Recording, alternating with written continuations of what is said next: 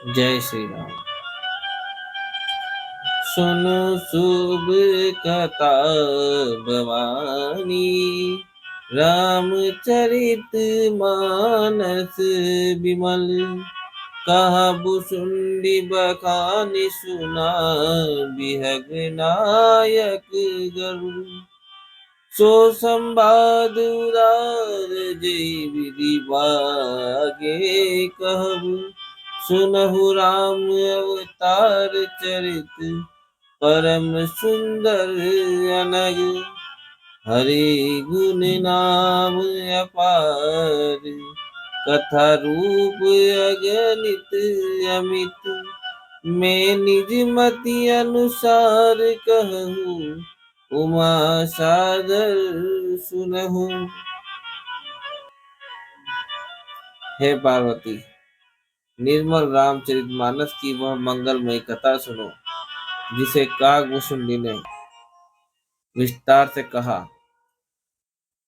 और पक्षियों के राजा गरुड़ जी ने सुना था। वह श्रेष्ठ संवाद जिस प्रकार हुआ वह मैं आगे कहूँगा। अभी तुम श्री रामचंद्र जी के अवतार का परम सुंदर पवित्र पाप नाशक चरित्र सुनो। श्री हरि के गुण, नाम, कथा और रूप सभी अपार, अगणित और असीम है। फिर भी हे पार्वती, मैं अपनी बुद्धि के अनुसार कहता हूँ, तुम अगर आदर पूर्वक सुनो। हे पार्वती सुनो, वेद शास्त्रों ने श्री हरि के सुंदर विस्तृत और निर्मल चरित्र को का गान किया है। हरि का अवतार जिस कारण से होता है वह कारण बस यही है, ऐसा नहीं कहा जा सकता। अनेकों कारण हो सकते हैं और ऐसे भी हो सकते हैं जिन्हें कोई जान ही नहीं सकता। हे सयानी सुनो, हमारा मत तो यह है कि बुद्धि, मन और वाणी से श्री रामचंद्र जी की तर्कना नहीं की जा सकती। तथापि संत, मुनि, वेद और पुराण अपनी अपनी बुद्धि के अनुसार जैसा कुछ कहते हैं और जैसा कुछ मेरी समझ में आता है, हे सुमुखी, वही कारण मैं तुमको सुनाता हूँ। जब जब धर्म का ह्रास होता है और नीच अभिमानी राक्षस बढ़ जाते हैं और वे ऐसा अन्याय करते हैं कि जिसका वर्णन नहीं हो सकता, तथा ब्राह्मण, गो, देवता और पृथ्वी कष्ट पाते हैं, तब तब वे कृपा निधान प्रभु भांति भांति के दिव्य शरीर धारण कर सज्जनों की पीड़ा हरते हैं। वे असुरों को मारकर देवताओं को स्थापित करते हैं, अपने श्वास रूप वेदों की मर्यादा की रक्षा करते हैं और जगत में अपना निर्मल यश फैलाते हैं। श्री रामचंद्र जी के अवतार का यह कारण है। उसी यश को गा गा कर भक्तजन भवसागर से तर जाते हैं। कृपा सागर भगवान भक्तों के हित के लिए शरीर धारण करते हैं। श्री रामचंद्र जी के जन्म लेने के अनेक कारण हैं, जो एक से एक बढ़कर विचित्र है। हे सुंदर बुद्धि वाली भवानी, मैं उनके दो एक जन्मों का विस्तार से वर्णन करता हूँ। तुम सावधान होकर सुनो। श्री हरि के जय और विजय दो प्यारे द्वारपाल हैं, जिनको सब कोई जानते हैं। उन दोनों भाइयों ने ब्राह्मण सनकादि के शाप से असुरों का तामसी शरीर पाया। एक का नाम था हिरण्यकश्यपु और दूसरे का हिरण्याक्ष। ये देवराज इंद्र के गर्भ को छुड़ाने वाले सारे जगत में प्रसिद्ध हुए। वे युद्ध में विजय पाने वाले विख्यात वीर थे। इनमें से एक हिरण्याक्ष को भगवान ने वराह यानी कि सूअर का शरीर धारण करके मारा। फिर दूसरे हिरण्यकश्यपु का नरसिंह रूप धारण करके वध किया और अपने भक्त प्रहलाद का सुंदर यश फैलाया। वे ही दोनों जाकर देवताओं को जीतने वाले तथा बड़े योद्धा रावण और कुंभकर्ण नामक बड़े बलवान और महावीर राक्षस हुए, जिन्हें सारा जगत जानता है। भगवान के द्वारा मारे जाने पर भी वे हिरण्याक्ष और हिरण्यकश्यपु इसलिए मुक्त नहीं हुए कि ब्राह्मण के वचन शाप का प्रमाण 3 जन्म के लिए था। अतः एक बार उनके कल्याण के लिए भक्त प्रेम भगवान ने फिर अवतार लिया। वहां उस अवतार में कश्यप और अदिति उनके माता पिता हुए, जो दशरथ और कौशल्या के नाम से प्रसिद्ध थे।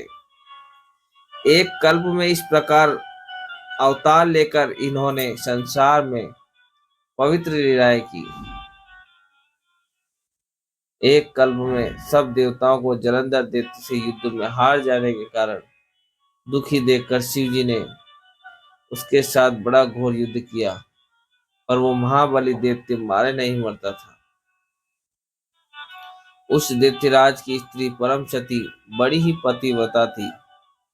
उसी के प्रताप से त्रिपुरासुर जैसे अजय शत्रु का विनाश करने वाले शिवजी भी उस दैत्य को नहीं जीत सके। प्रभु ने इच्छा से उस स्त्री का व्रत भंग कर देवताओं का काम किया। जब उस स्त्री ने यह भेद जाना, तब उसने क्रोध करके भगवान को शाप दिया।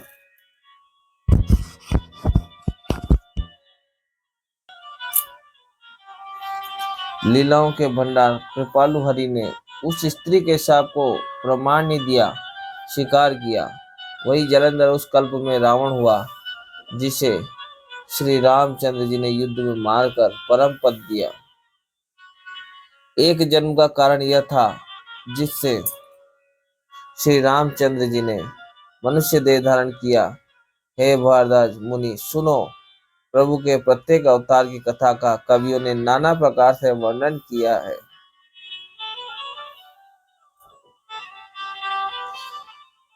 नारद श्राप दीन एक बारा, कलप एक तेहि लगी अवतारा।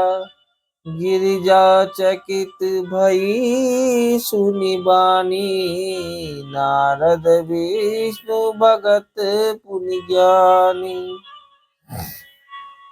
एक बार नारद जी ने शाप दिया, अतः एक कल्प में उसके लिए अवतार हुआ। यह बात सुनकर पार्वती जी बड़ी चकित हुई और बोली कि नारद जी तो विष्णु भक्त और ज्ञानी हैं, मुनि ने भगवान को शाप किस कारण से दिया? लक्ष्मीपति भगवान ने उनका क्या अपराध किया था? हे पुरारी शंकर जी, यह कथा मुझसे कहिए। मुनि नारद के मन में मोह होना बड़े आश्चर्य की बात है।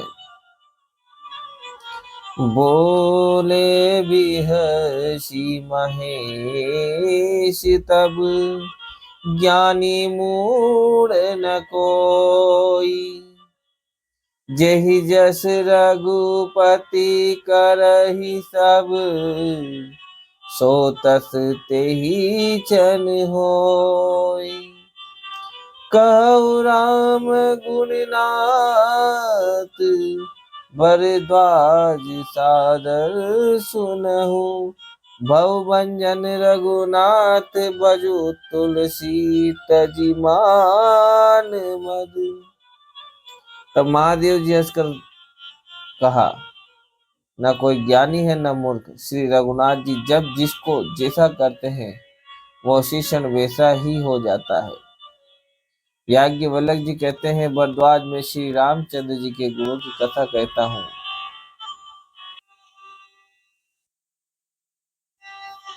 तुम आदर से सुनो। तुलसीदास जी कहते हैं, मान और मद को छोड़कर आवागमन का नाश करने वाले रघुनाथ जी को भजो। हिमालय पर्वत में एक बड़ी पवित्र गुफा थी। उसके समीप ही सुंदर गंगा जी बहती थी। वह परम पवित्र सुंदर आश्रम देखने पर नारद जी के मन को बहुत ही सुहावना लगा। पर्वत, नदी और वन के सुंदर विभागों को देखकर नारद जी कल लक्ष्मीकांत भगवान के चरणों में प्रेम हो गया। भगवान का स्मरण करते ही उन नारद मुनि के शाप की, जो शाप उन्हें दक्ष प्रजापति ने दिया था और जिसके कारण वे एक स्थान पर नहीं ठहर सकते थे, गति रुक गई और मन के स्वाभाविक ही निर्मल होने से उनकी समाधि लग गई। नारद मुनि की यह तपोमयी स्थिति देखकर देवराज इंद्र डर गया। उसने कामदेव को बुलाकर उसका आदर सत्कार किया और कहा कि मेरे हित के लिए तुम अपने सहायकों सहित नारद की समाधि भंग करने को जाओ। यह सुनकर मीन ध्वज कामदेव मन में प्रसन्न होकर चला। इंद्र के मन में यह डर हुआ कि देवर्षि नारद मेरी पूरी अमरावती का निवास राज्य चाहते हैं। जगत में जो कामी और लोभी होते हैं वे कुटिल कौवे की तरह सबसे डरते हैं। जैसे मूर्ख कुत्ता सिंह को देखकर सूखी हड्डी लेकर भागे और वह मूर्ख ये समझे कि कहीं उस हड्डी को सिंह ने छीन न ले, वैसे ही इंद्र को नारद जी मेरा राज्य छीन लेंगे ऐसा सोचते लाज नहीं आई। जब कामदेव उस आश्रम में गया तब उसने अपनी माया से वहां वसंत ऋतु को उत्पन्न किया। तरह तरह के वृक्षों पर रंग बिरंगे फूल खिल गए। उन पर कोयले कूकने लगी और भंवरे गुंजार करने लगे। कामाग्नि को भड़काने वाली 3 प्रकार की शीतल मंद और सुगंध सुहावनी हवा चलने लगी। रंभा आदि नव युवती देवांगनाएं जो सब की सब काम कला में निपुण थी, वे बहुत प्रकार की तानों की तरंगों के साथ गाने लगी और हाथ में गेंद लेकर नाना प्रकार के खेल खेलने लगी। कामदेव अपने इन सहायकों को देखकर बहुत प्रसन्न हुआ और फिर उसने नाना प्रकार के मायाजाल किए, परंतु कामदेव की कोई भी कला मुनि पर असर न कर सकी। तब तो पापी कामदेव अपने ही नाश के भय से डर गया।